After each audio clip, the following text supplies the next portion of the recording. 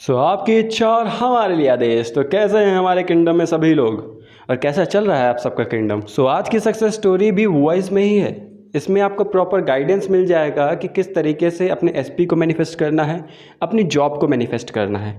Let's start. Hello mister master manifester, thank you so much. वैसे तो मैं manifestation की जर्नी में बहुत टाइम से हूँ और मैंने अब तक बहुत कुछ मैनिफेस्ट किया है, लेकिन मैंने रैंडमली आपके वीडियोस देखने शुरू किए थे। तो जब से आपके वीडियो मैंने देखने और सुनने शुरू किए, तब से मेरी मैनिफेस्टेशन और ज़्यादा इजी हो गई। उसके लिए थैंक यू सो मच। तो आज मैं अपने एसपी की मैनिफेस्टेशन स्टोरी लेकर आई हूँ। हालांकि एसपी सभी मैनिफेस्ट करते हैं और ये आज की डेट में सबसे कॉमन टॉपिक है, लेकिन जो भी बिगिनर्स हैं, जो भी मैनिफेस्ट कर रहे हैं, उनकी मैनिफेस्टेशन की जर्नी में रेजिस्टेंस बहुत ज़्यादा क्रिएट होता है। तो हो सकता है कि मेरी स्टोरी सुन के उनकी थोड़ी हेल्प हो जाए, है ना। तो मैंने अपने एसपी को मैनिफेस्ट किया, स्पेसिफ़िक वही पर्सन जो मुझे चाहिए था। तो हम दोनों एक ही जगह पे जॉब करते हैं आज भी। वो पर्सन भी काफ़ी टाइम से वहीं जॉब कर रहे थे, लेकिन मैंने उन्हें कभी नहीं देखा था। एक दिन सडनली मेरी नज़र पड़ी उन पे और पहली ही नज़र में वो मुझे बहुत ज़्यादा अच्छे लगे, लेकिन मैं उनके बारे में कुछ भी नहीं जानती थी कि वो कौन है, उनका नाम क्या है, वो कैसे हैं, वो मैरिड है या अनमैरिड है, उनका कोई रिलेशनशिप है या नहीं है, मैं कुछ भी नहीं जानती थी। बस इतना पता था कि बहुत अच्छी फीलिंग आती थी उस पर्सन को देखकर। तो उस समय मैनिफेस्टेशन में थोड़ा मेरा बिलीव बढ़ने ही लगा था, ये उसी टाइम की बात है। तो मैंने उन्हें उनका नाम पता किया और फिर उनके नाम से मैंने मैनिफेस्टेशन शुरू की। सबसे अजीब बात ये थी कि उन पर्सन के माइंड में मेरे लिए बहुत ज़्यादा नेगेटिव थॉट्स थे। लाइक ऐसा कि मैं इस जगह पे किसी से भी बात कर लूँगा, किसी से भी, लेकिन इससे दूर रहना है ऐसा कुछ। आई डोंट नो व्हाई, वो मुझे अब बताते हैं। उनका बिहेवियर मेरे बिल्कुल एंटी था और उनका मेरे लिए अजम्पशन जो था वो बहुत ही ज़्यादा नेगेटिव बना हुआ था, ठीक है। बट ये सब चीज़ों से मैं अनजान थी। मुझे वो इंसान पसंद था, इसलिए बस मैंने ठान लिया था कि यार चाहिए तो यही चाहिए। फिर मैंने स्क्रिप्टिंग करना शुरू किया। सबसे पहले स्क्रिप्टिंग किया, मैंने कुछ अपनी अफर्मेशंस बनाई, उनको मैं डेली लिखती थी, फील करती थी, लिखती थी, फील करती थी। स्क्रिप्टिंग करते करते करते करते अब क्योंकि हम सेम प्लेस पे जॉब करते थे, तो वो इंसान, जाहिर सी बात है, वो डेली मेरे सामने आता था। तो जब मैंने मैनिफेस्टेशन करना शुरू किया, 10 दिन गुज़रे, 15 दिन गुज़रे, तो मुझे जब भी वो मेरे सामने आता था ना, तो मुझे सेल्फ़ डाउट होने लगता था कि यार मैं तो अफर्मेशन कर रही हूँ, ये तो मेरे सामने ही नहीं देख रहा, ये तो मतलब कोई चेंजेस है ही नहीं इसके अंदर। बाद में मुझे धीरे धीरे समझ में आने लगा कि ये चीज़ मेरी मैनिफेस्टेशन के बीच में रेजिस्टेंस क्रिएट कर रही है। तो फिर मैंने थोड़ी सी चालाकी इस्तेमाल की और मैंने अपने माइंड को ये समझाया कि फ़िज़िकल रियलिटी में मुझे इस इंसान से कोई मतलब ही नहीं है। यानी कि मैंने उसे, जितना मैं उसे चेज़ कर रही थी, उसके लिए क्रेविंग कर रही थी, मैंने बंद कर दिया। वो मेरे सामने भी आता ना, मुझे कोई फ़र्क ही नहीं पड़ता था, मैं उसे इग्नोर कर देती थी, खुद ही सामने से इग्नोर कर देती थी। और वहीं दूसरी तरफ मेरी अफर्मेशन के अंदर, मेरी मैनिफेस्टेशन में, मेरे सपनों की दुनिया में वो मेरे लिए एक जो है वो ड्रीम बॉय था जिसे मैं मैनिफेस्ट कर रही थी। जब मैंने ये करना स्टार्ट किया, मैंने उससे ध्यान देना बंद कर दिया, यानी कि मैंने अपने एंड रिज़ल्ट को इग्नोर कर दिया। जो भी होगा भाड़ में जाए, मैं अपने सफ़र को एंजॉय करने लगी थी। स्क्रिप्टिंग करते करते मुझे इतना ज़्यादा मज़ा आने लगा कि मुझे खुद नहीं पता चला कि ये स्क्रिप्टिंग कब मेरी रोबोटिक अफर्मेशन बन गई। मुझे इतना ज़्यादा मज़ा आने लगा कि मैं इसे बार बार दोहराने लगी। मैं जब भी जहाँ भी कुछ भी कर रही होती थी, मेरा मन करता था कि मैं इन्हीं एफर्मेशंस को बार बार दोहराऊँ। जैसे he really loves me and वो मेरे साथ है, हमारा जो रिलेशन है वो बहुत अच्छा है, हमारी अंडरस्टैंडिंग बहुत अमेजिंग है, ब्ला ब्ला। ऐसा करके मैं एफर्मेशन दोहराती गई। एक टाइम ऐसा आया जब सामने से वो इंसान मेरे पास आया और उसने मुझे आके प्रपोज़ किया और बोला कि मैं आपसे बहुत प्यार करता हूँ।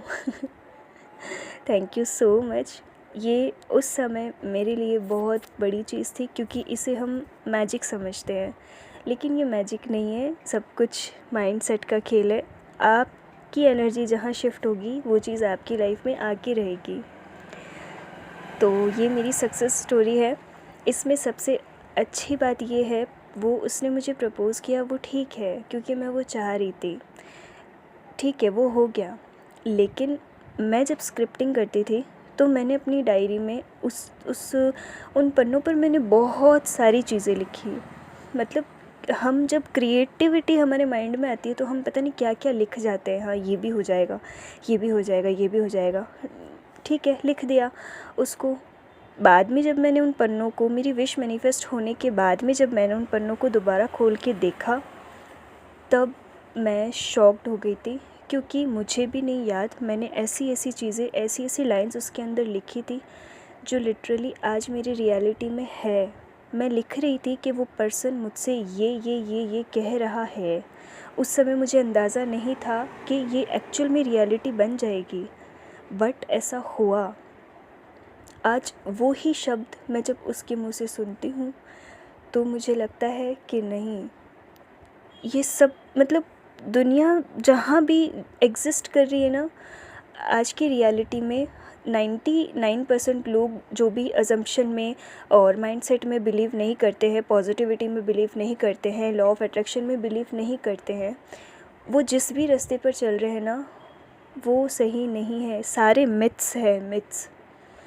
लिटरली ये चीज़ वर्क करती है और it is the reality of life.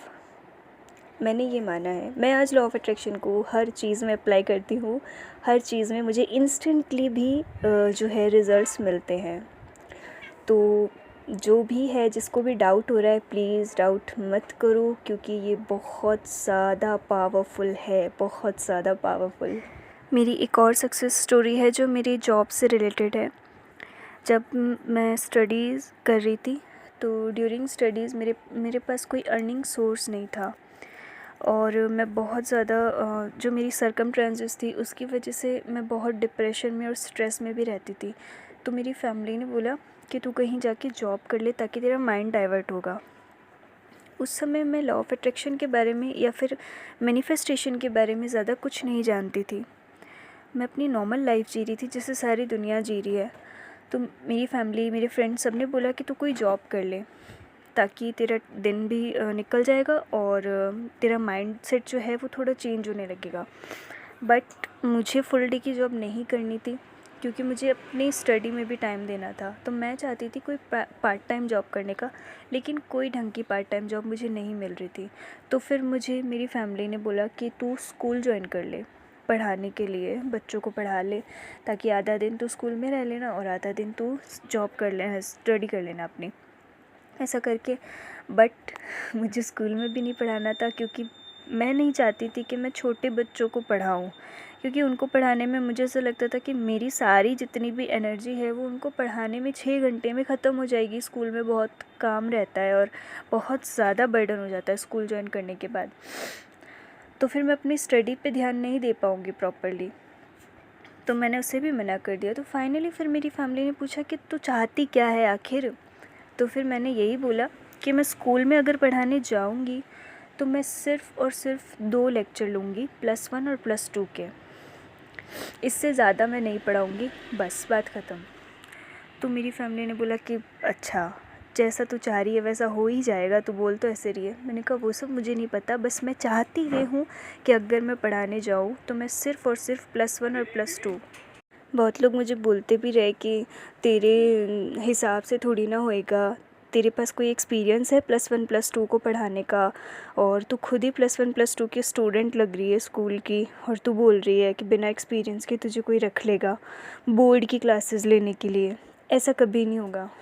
सारे लोग मुझे यही कह रहे थे, बट मुझे पता नहीं क्यों ऐसा था कि बस पढ़ाऊँगी तो इन्हीं को पढ़ाऊँगी, वरना मैं कहीं एफ़र्ट डालूँगी ही नहीं। और ना मैंने कहीं कोई जो है CV दिया, ना मैंने कहीं जाके कोई इंटरव्यू दिया किसी भी स्कूल में, कुछ नहीं किया। मैं बस अपनी नॉर्मल लाइफ जी रही थी डेली की। एक दिन में मेरे पास एक मेरे किसी रिलेटिव का कॉल आया, फ्रेंड जैसे ही थे वो मेरे, उनका कॉल आया और उन्होंने बोला कि क्या कर रही है आजकल। तो मैंने उन्हें बताया कुछ भी नहीं कर रही हूँ। तो उन्होंने बोला कि +1 और +2 की क्लास लेनी है स्कूल में, तो ले लेगी क्या? मैंने कहा बिना एक्सपीरियंस के और ऐसा कैसे मैं ले सकती हूँ क्लास? तो उन्होंने बोला कि देख यार, ऐसा कुछ नहीं है, वो सब बात मैं कर लूँगा, लेकिन मेरी कहीं जॉब लग गई है गवर्नमेंट, तो मैं जहाँ पढ़ा रहा हूँ मैं वहाँ नहीं पढ़ा पाऊँगा।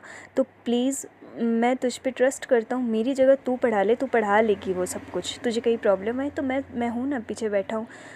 तो तू जा, बस स्कूल जा, ऑफ़िस में मैंने सारी बात कर ली है, कल चले जा सुबह। ठीक है, मैं दूसरे दिन सुबह गई बात करने के लिए स्कूल में। हायर अथॉरिटी ने मुझसे कोई सवाल जवाब नहीं किया, कुछ भी नहीं पूछा, ना मुझसे कोई मेरा डॉक्यूमेंट मांगा, ना मेरा एक्सपीरियंस मांगा, कुछ भी नहीं मांगा। और आज मैं +1 और +2 की प्रोग्रामिंग की लैंग्वेजेस की जो है क्लासेस लेती हूँ।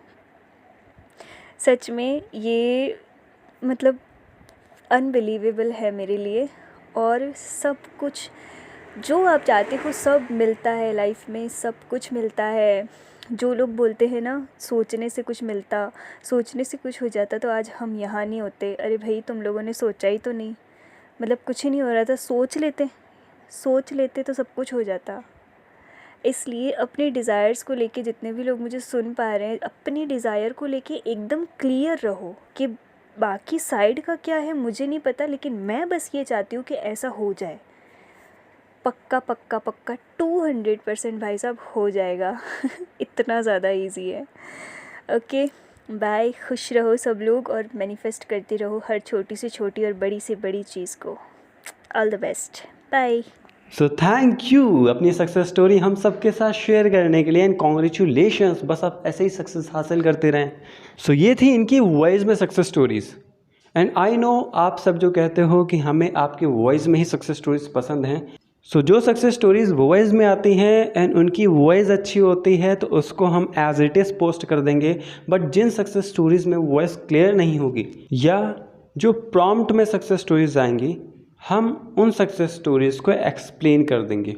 सो जैसा कि हमने क्वांटम जंप वाली वीडियो में बताया था कि जब हम अपने एसपी को रिक्रिएट कर रहे होते हैं या मैनिफेस्ट कर रहे होते हैं, या फिर चाहे जॉब हो चाहे जो भी चीज़ हो, हम उसे मैनिफेस्ट कर रहे होते हैं एक न्यू रियलिटी की तरह, तो हमारा फोकस एक न्यू रियलिटी पे होना चाहिए, ना कि उसे चेंज करने पे। उसे एज इट इज़ ही छोड़ देना है।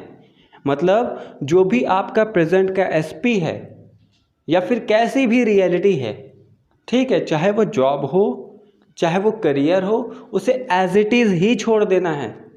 उस पर आपको फोकस नहीं करना, उसको चेंज करने की कोशिश नहीं करनी है। ना स्पेसिफिक इंसान को चेंज करने की कोशिश करनी है और ना ही उस पर्टिकुलर सिचुएशन को चेंज करने की कोशिश करनी है। मतलब प्रॉब्लम को सॉल्व करने की कोशिश नहीं करनी है, प्रॉब्लम को एज इट इज़ ही छोड़ दो। अब समझना यहाँ पे, जब आप प्रॉब्लम को सॉल्व करने की कोशिश नहीं करते हो, प्रॉब्लम को एज इट इज़ ही छोड़ देते हो, तो वहाँ से आपका फोकस हट जाता है।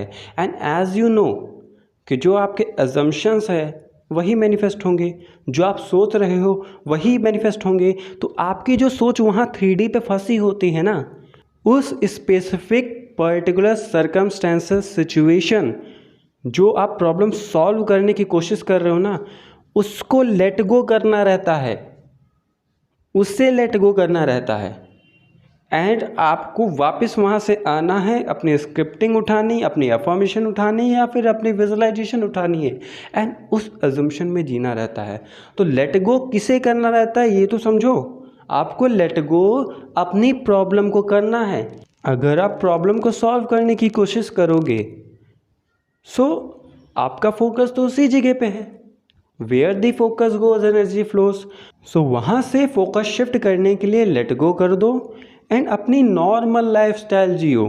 क्योंकि जब आप नॉर्मल लाइफ स्टाइल जीते हो तो वो एजम्पशन ही तो हुआ कि वो चीज़ आपके पास है। जब वो आपके पास आ जाएगी तो आप नॉर्मल लाइफ स्टाइल जियोगे। ठीक है, तो फर्स्ट स्टेप आपने पहले ही क्लियर कर दिया। इस एजम्पशन के एक रूल को आपने वैसे ही फॉलो कर लिया है। बाकी बचा हुआ रूल जो स्क्रिप्टिंग है या अफर्मेशन है, ठीक है, तो इसमें जब आप फोकस करते हो, समझ रहे हो, जैसे आपने ये अफर्मेशन की कि I have a desired job, okay, तो आप जब अपनी डिज़ायर्ड जॉब के बारे में अफर्मेशन कर रहे हो तो आपका एक जगह पे फोकस है। वो फोकस किस जगह पे कि आप अपनी डिज़ायर्ड जॉब कर रहे हो। एंड जब आप एक अफर्मेशन करते हो तो वो एक बीज की तरह काम करती है, एक सीड की तरह वर्क करती है। एंड उसे जब आप बोलते हो अपने माइंड में तो उससे रिलेटेड आपको थॉट्स आने लगते हैं, मीन्स नॉलेज मिलने लगती है, चाहे वो इन्वायरमेंट से मिले चाहे वो कहीं से। फिर आपको ज़्यादा मेहनत करने की ज़रूरत नहीं है। ऑटोमेटिकली जिस तरह से नेगेटिव थॉट आते हैं उसी तरीके से ऑटोमेटिकली आपको पॉजिटिव थॉट्स आने लगेंगे। आप एनवायरनमेंट से पॉजिटिव नॉलेज गेन करने लगोगे। ऑटोमेटिकली आपका फोकस पॉजिटिविटी की तरफ हो जाएगा। And where the focus goes energy flows. आप सपने कौन से देख रहे हो? जैसे आपको मैरिज मैनिफेस्ट करनी है तो आप मैरिज के सपने देख रहे हो, पॉजिटिव जी का फोकस है ना। तो अब मैरिज के सपने देखोगे तो मैनिफेस्ट भी मैरिज ही होगी। Okay, so understand this concept of where the focus goes energy flows. तो अपने फोकस को उसी जगह पे रखो जो आप चाहते हो। आप चाहे 5 मिनट रखो लेकिन अच्छे से रखो उसे। सो आई होप आप वीडियोस को ठीक से समझ चुके होगे। So I know you people love me from bottom of your heart. So thank you मुझे इतना ज़्यादा प्यार देने के लिए। I love you all.